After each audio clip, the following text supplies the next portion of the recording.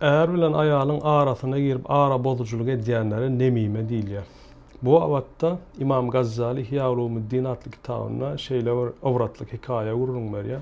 Bir adam gul satyn almak üçin bazara gidýär we bir gulu görüp onu eýesine soraýar ýanky näme kemçiligi bar diýip. Olam bir gep gatnatýar diýip aýdýar. Olam kän ünsörmän öýüne satyn alyk gaýdýar we ýaşap başlaýarlar we bu gul öwrenşenden soň ýanky gep gatnatmak, ara bozuculuk etmek, onun ahlagyna ýogrulun üçin şonu etmän durup bilenok we aýalynyň ýanyna baryp bir gün sen ýollaşyň diýe başga bir ýerine gowy sen taşlajak bolýar diýip muňa gep içirýär. Olam iki ýaly gap näme etjegini bilmän gaharlanyp urýar onun hojaýyn nämen sana kömek edermen ýa dogajada düşünýär. Hawa sen ýa sakallan bir bölek getirip bermen onu seni söýürýär diýip göwnüp berýär. Soňam ýollaşynyň ýanyna barýar. Sen aýalyň diýe başga bir ýerine gowy barýar diýe seni öldürip diýe sen malyň iýjek bolýar diýip muňa da gep içirýär. We şeýdip onu bir-birine şüphelenip başlaýarlar. Ýollaşam her gün kän rahat ýatyp bilmän, ýatan zyran bolup neme diýär bir gün aýaly ýanky päki bilen sakallan aljak bolýar, özüni öldürjekmi diýip turýar da, öyle aýalyny öldürýär. We şeýdip aýalyň tam doganlaryny eşitip gelip ýollaşyny öldürüp iki sany maşgala bir-birine näme diýär, duşman bolýar. We netijede ýanky nemimäni ýanky guly soň anygyna ýetip parçalap öldürýärler. Diýmek gep gatnadyp näme ne dünýede ne de ahiretde nesibesi ýok diýär. Kur'an-ı Kerimde Bakara suresining 102-nji aýat-ı kerimesinde doga tumor doga jady oýnaýanlara diýär äär bilen aýalyň arasyny aýyrarlar diýär.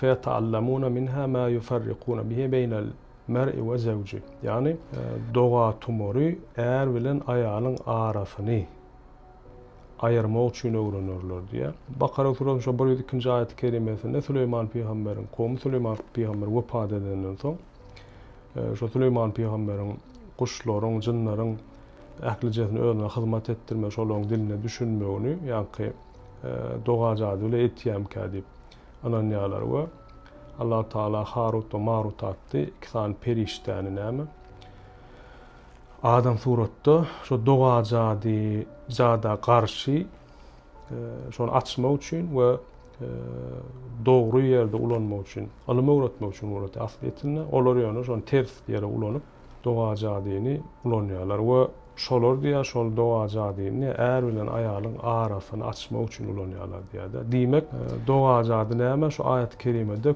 küfür diýip geçýär. Yani küfür, kafir diýip geçýär. Diýmek doga jady oýnaýanlar dinden çykýar we äär bilen aýalyň arasyny aýyrmagam näme ýene şu aýata görä gaty uly kully günä. Ýanky doga jady oýnaýan kafir bolsa doga jady ýanky äär aýalyň arasyna girýän şu doga jady edýäne meňde diýär. Peygamberimiz aleyhissalatu vesselam şeýle diýär: "Leysel minna men khabbaba mer'ata ala zawjiha ew abdan ala seyyidi." Äär bilen aýalyň arasyny bozýan, ara bozorlyk edýänler bizden däldir diýär. Kul bilen hojaýynyň arasyny bozýanam, yani dinden çykýar, bizden däldir, men ummatum däldir, mümin däldir, müslim däldir diýip aýtýar. Başga bir hadis-i şerifinde bolsa iblis, ýanky şeytanyň ulsy öz şeytanlaryny toplap öz işlerini uğratýar we soňam ýygnap näme iş edenler barda soraýar. We her kim aýdýar, bir ýerine zina etdirdim, bir ýerine içki içirdim, bir ýerine kumar oynatdym, ýene bir ýerine adam öldürtdim. Zatda olar hiç birsen ünsürenok iblis. İçinde biri men äär bilen aýalyň arasyna düşüp olary aýyrystyrdım diýär bolun. Ine hakyky iş eden men gowurýarym şu diýip bar maňlaýyny öpýär.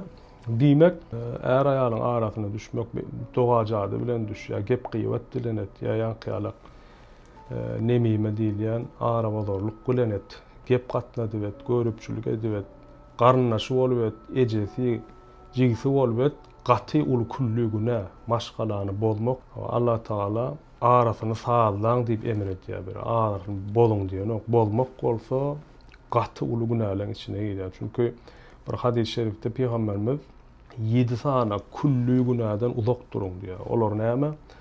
Allah Taala şirk koşmak, şerik koşmak. Ondan soň yani nahak yere adam öldürmek. Ondan soň süýtgorluk etmek, ýetimin malyny ýemek, sögüş meýdanyndan gaçmak, namusly, arly aýallara töhmet atmak we doga jady, doga tumur oynamak. Ýanky okan aýat kerimämizde näme? Doga tumury är aýalyň arasyny açmak üçin edýärler diýip, şo är aýalyň arasyny açmaga gaty uly, küllü bir günah diýip aýdy Allah Taala Kur'an-ı Kerimde. Olary diýe ahiretde nesibeler ýokdur. Bu olar küpre düşenler, yani kapyr bolanlar diýip aýtdy. Goý Allah Taala ähli jämidi doga jady oynaýanlardan, ondan soň är aýalyň arasyna düşýän görüklerden we nemimelerden, gep gatnaşyjylardan özi gorasyn.